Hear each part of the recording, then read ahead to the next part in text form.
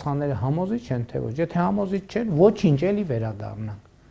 բայց համբերատար, դանդաղ, անշտապ, բայց առանց ընդհատումների։ Վարչապետ, անդրադառնանք մարդու իրավունքների Եվրոպական դատարանի վերջին որոշմանը մարտի 1-ի հետ կապված, դուք այսօր հենց այնտեղ եք,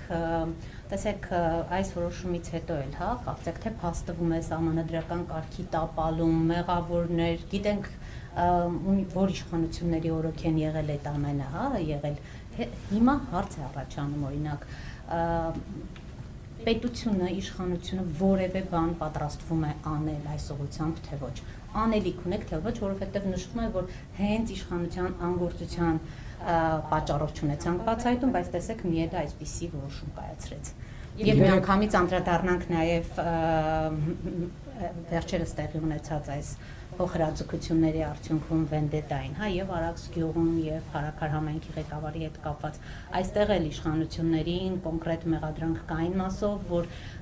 երբ այլևս չի գործում օրենքը, մարդիկ դիմում են այսպիսի միջոցների, որովհետեւ չկա վստահություն, օրինակ նույն դատական համակարգով հարցերը լուծելու։ Ուզում եմ այս երկու հարցերին էլ անդրադառնանք եւ վերադառնալով նաեւ միեդի որոշմանը, մենք գիտենք այդ ուժերը, որոնք ուղիղ պատասխանատվություն ունեն, հավակնում են մասնակցել 26-ի ընտրություններին ու ըստ էության անընդհատ իշխանությունը ասում է ժողովրդավարություն, բայց այդ նույն ընձեռած ժողովրդավարությունը փաստորեն նրանց օգնում է պայքարել եւ տապալել ժողովրդավարությունը։ Դուրս գալ ժողովրդավարության դեմ, այստեղ դուք մտահոգություններ չունեք։ Ես կարծում եմ, որ բոլոր ժողովրդավարական երկրները հիմա այդ թեմայով ունեն մտահոգություններ, որովհետեւ տեղյակ եք, որ հիբրիդային հարցակումները ժողովրդավարության դեմ հիմա ամենաշատ քննարկվող թեմաներից մեկն է։ Բայց ժողովրդավարությունը ունի կոմպոնենտներ եւ այդ կոմպոնենտների հետ կապված հարաբերություններն էլ պարզ չեն։ Օրինակ կա անկախ դատական համակարգի եւ ընդհանրապես անկախ դատաիրավական համակարգի անկախության եւ քաղաքական իշխանության սահմանափակումները որպես սկզբունք, բայց հիմա հարցեր են ծագում այնուամենայնիվ քաղաքական իշխանությունը ինչում եւ ինչին պետք է միջամտի եւ որտեղ այն գիծը, որտեղ այդ միջամտությունը պետք է անթույլատրելի լինի։ Ընդհանրապես տեսեք այդ գործերը նույն փարաքարում տեղի ունեցածը ինքը հարցեր է բարձրացնում, բայց բնականաբար այդ հարցերը ինձ էլ են հետաքրքրել եւ անհանգստացրել։ Գիտեք հետևություններ արել եք ձեր գիտեք հետևություններ անելու մասին, թող արդյունքում կունենանք կանենք համապատասխան հետևություններ, պաշտոնանկությունների տեսքով։ Այո, ես կարծում եմ տեսանելի է, որ նաեւ պաշտոնանկություններ են եղել, բայց ես ուրիշ բան եմ ասում։ Հիմա նույն փետրվարին տեղի ունեցած իրադարձություններ են եղել Փարաքարում, որ զոհ է եղել։ Հիմա այդ գործով 14 մեղադրյալ կա եւ դատավարությունը ընթանում է։ Բայց մեղադրյալների մի մասը ընդհանրապես կալանքի տակ չի, մյուս մասը տնային կալանքի տակ է, մյուս մասը կարծեմ, եթե չեմ սխալվում, տեղեկանքից ոնց որ թե մի հոգի է, որ կալանքի տակ է կամ գուցե մյուս կողմից մենք անդադ քննարկում ենք, թե ինչքանով մեր բանտերը պետքա ծանրաբեռնված լինեն։ Մենք դեպքեր ունենք, երբ որ հանցագործություն են կատարում մարդիկ, ովքեր այդ պահին ամբաստանյալի կարգավիճակում են դատարանում։ Դե մեր քննչական մարմիններն էլ եւ ոստիկանությունն էլ շատ հաճախ այդ հարցը բարձրացնում է։ Ասում են, որ այն որ խափանման մեղ միջոցներ են կիրառվում, այդ մարդիկ գալիս հանցագործություն են անում, ինչու պետքա պատասխանատվություն լինի միայն ոստիկանության վրա։ Իսկ ինչու ովքեր չարթարացված, ինչպես հետագայում պարզվում է, մեղ խափանման միջոցներ են ընտրում, իրենք չպետք է պատասխանատվություն կրեն։ Կա նաև ուրիշ խնդիր, ընկալման հարցը, որովհետև մեր ավանդական ընկալումն այն է, որ եթե մարդը բանտում է, ուրեմն ինչ որ process կա, եթե ազատության մեջ է, այսինքն ֆիզիկապես քայլում է, ուրեմն վերջ։ Սա էլ արդարադատության ստանդարտի հարց է, մենք պետք է հասկանանք ինչքան եւ ինչ դեպքերում ենք մարդկանց ուզում կալանքի տակ պահել եւ որ դեպքերում է որ կարելի է նաեւ այլընտրանքային խափանման միջոցներ ունենալ։ Սրանք լուրջ խնդիրներ են, որոնց պատասխանները մենք պետք է գտնենք, բայց առանցքում պետք է լինի ժողովրդավարությունը, որովհետեւ մյուս կողմից ասում են այս բռնապետությունը, այնա բանտերը լցնում է այս իշխանությունը մարդկանցով, բանտերը մյուս կողմից ասում են ամենաթողությունը, ազատության մեջ են, հասկանում եք, սրանք շատ լուրջ դիլեմաներ են։ Մարտի 1-ի գործի հետ կապված դուք գիտեք թե ես անձամբ ինչքան շահագրգռված եմ, բայց իմ շահագրգռվածությունը կրկնակի տասնապատիկ նաև կաշկանդվածություն է ինձ համար, որովհետև այդտեղ էլ չլինի թե որ ես վարչապետ եմ եւ վարչապետի կարգավիճակի բերումով ես ինչ որ ազդեցություններ եմ գործում, որը նույնպես խնդրահարույց է, բայց եւ ես շատ ուրախ եմ մարդու իրավունքների եվրոպական դատարանի կայացրած որոշման առիթով եւ հույս ունեմ, որ ոչ թե հույս ունեմ, ես կարծում եմ, որ Հայաստանի դատաիրավական համակարգը պետքա ես բան չեմ ասել։ Տեսեք, մարդու իրավունքների եվրոպական դատարանն ասել այդ ամեն ինչը, ուրեմն դրանք պետքա բերեն կոնկրետ հետևանքների եւ քննչական ուղղակի հետ կապված, եւ դատավարական ուղղակի հետ կապված, եւ դատախազական ուղղակի հետ կապված։ Հասկանում եք, դուք իրականում վաղվա ելույթին այդ թեմաներին անդրադառնալու եմ, մենք ունենք դիլեմաներ։ Առաջինը մենք ինչպես ենք պաշտպանում ժողովրդավարությունը եւ ինչպես ենք պաշտպանում ժողովրդավարությունը, որ չստացվի, որ ժողովրդավարությունը պաշտպանելու անվան ներքո բռնապետություն ենք հաստատում։ Սրանք շատ լուրջ դիլեմաներ են։ Եթե դու ժողովրդավարությունը քեզ համար ընդամենը պիտակ է,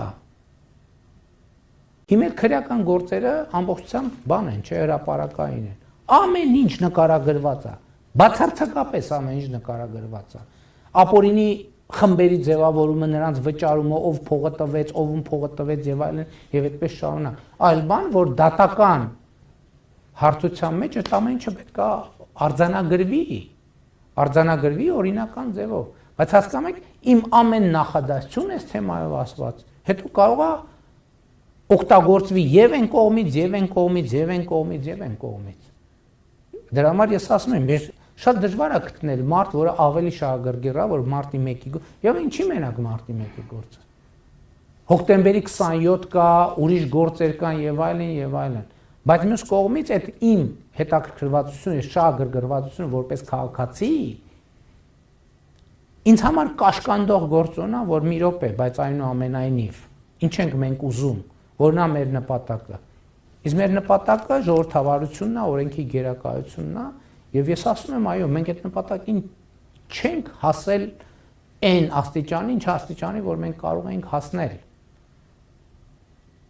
Բայց մյուս կողմից էլ ես ուզում եմ մենք արձանագրենք մի բան։ Նախորդ օրը, երբ որ մենք ժողովրդավարության թեմայով քննարկում էր ժողովրդավարության հայկական ֆորումը, ես այդտեղ հասկացա, որ մենք մի հատ էլ խնդիր ունենք։ Երբ որ բանախոսները խոսում էին ժողովրդավարության իդեալի մասին, մենք շատ դեպքերում ժողովրդավարության իդեալի հետևից են գնում, դրա համար չենք նկատում մեր այսօրվա ժողովրդավարությունը։ Որտեղ ասում ենք, մեր այսօրվա ժողովրդավարությունը իդեալական է, չէ, իհարկե իդեալական չի։ Բայց եթե մենք ցանկացած բանի իդեալի տեսակետից վերաբերվենք, ցանկացած բանի, մեզ մենակ հիասթափություն է սպասում։ Մենք պետք է կարողանանք գնահատել այն ինչ որ միջազգային հանրությունը մեր ժողովրդավարությունը ավելի շատ տեսնում եւ գնահատում, քան մենք ինքներս։ Գուցե նրանից որ սպասում էին օրինակ լրջագույն պատասխանատվության ենթարկողներ, ինչ եմ սա ասում, որովհետեւ ձեզ քննադատողները ասում են հենց մարտի 1-ի գործով, հենց այս իշխանության, հենց Նիկոլ Փաշինյանի օրոք է եղել, որ մենք ունենք իրավիճակ, երբ Ռոբերտ Քոչարյանն արդարացվեց։ Բա մենք անկախ դատական համակարգ ունենալու համար չենք պայքարել։ Այդ բերեք դատավճիռները ես բոլորինը գրեմ տամ։ Եկեք ուզում եք դա։ Բերեք ես գրեմ տամ դատավճիռները։ Էդ ենք ուզում։ Էդ ենք ուզել։ Չնայած ես ասեմ, այդ արդարացման հետ ես համաձայն չեմ։ Բայց մենք պետության ինստիտուցիոնալ կայացում ուզում ենք, թե չենք ուզում, սրանում է խնդիրը։ Բայց ես ասում եմ, նույն միեդի որոշումները մեզ շատ լուրջ պետքա ազդակ դառնան, որ ոչ մեր դատաիրավական համակարգը լուրջ խնդիրներ ունի։ Ես դատարան եմ փորձել շրջափակեմ։ Ես նաև դատական համակարգում եմ փորձել հեղափոխություն անել։ Օբյեկտիվ կամ սուբյեկտիվ պատճառներով դա չի ստացվել, բայց դա չի նշանակում, որ մենք չպետք է շարունակենք, ընդհանրապես ես այսօր Մարդու իրավունքների եվրոպական դատարանի հետ նախագահի հետ հանդիպման ժամանակ ասացի, որ երևի թե դատական համակարգում ճիշտը ոչ թե ռևոլյուցիան է, այլ էվոլյուցիան է, որովհետև ռևոլյուցիան կարա արտակարգ դատարանի տպավորություն թողնի, որը սովորաբար ամենահարմար գործ սկսում է գիլյոտիններ աշխատացնել, բառից բուն կամ փոխաբերական իմաստով։ Մի կողմից ես ուրախ եմ, որ մենք մեր հեղափոխությունը գիլյոտիններ չի աշխատացրել, մյուս կողմից ես այդ անբավարարվածության զգացողությունը կիսում եմ մեր ամբողջ հանրության հետ։ Բայց ես ուզում եմ նաև իշխանության ընկալումը մեր մոտ լինի։ Որն է իշխանության մեր ընկալումը։ Իշխանություն մեր ընկալումը բանն է, կայսերական պոլիտբյուրոական է։ Ես այդ ընկալումը չեմ կիսում, թե մեր ընկալումը ժողովրդավարական է, որ մենք պետք է ինստիտուտներ կայացնենք, որտեղ անհատական կամքից շատ բան կամ ամեն ինչ կախված չլինի։ Ես այսօր ընդունում եմ, որ հա ամեն ինչ հետևից պետք է գնալ։ Պետք է ընդཐུպ գնալ, ես այսօր մի կողմից ինձ համար դա հաճույք է, բայց մյուս կողմից խնդրեմ է։ Ես գնում եմ դպրոց, դնում եմ ծորակը տեղն է թե չէ, պինդա ձգած ծորակը թե չէ։ Այդ մարդիկ կարան ասեն, ես ինչու՞ զբաղված ես մարդը։ Բայց հա այդ է օբյեկտիվ իրականությունը։ Բայց իհարկե դատական եւ մյուս համակարգերում կաշկանդվածությունները շատ են։ Բայց մյուս կողմից ես մեր դատավորներին կարծեմ հրապարակային էլ եւ ասում եմ հարգելի դատավորներ, ձեզնից շատերի կամ քչերի անունը գիտի հանրությունը։ Ոչ մեկ ձեզ փողոցում չի ասում, բա ինչ է մեկ ազատության մեջ։ Ինչ է գործը բացահայտված չի։ Ում են ասում։ Ում են հարցնում դա։ Ինձ։ Խնդրում եմ օգնեք, որ ես կարողանամ այդ հարցերի պատասխանները գտնել։ Այդ հարցերի պատասխանը տամ, որովհետև ձեր գործունեության քաղաքական պատասխանատվությունը իմ վրա է այնուամենայնիվ։ 26 թվականի դիտությունների կապված ինչ կանխատեսումներ ունեք ու ասել եք նաև, որ դրանից հետո այդ փուլում խոսելու եք սահմանադրական փոփոխությունների անհրաժեշտության մասին, դա ձեռնարկելու մասին, հետաքրքիր է այդ աստարարումը, այսպես ասած, կնվազեցնի վերընտրվելու շանսերը, թե հակառակը կմեծացնի։ Գիտեք, ես արտահերթ ընտրությունների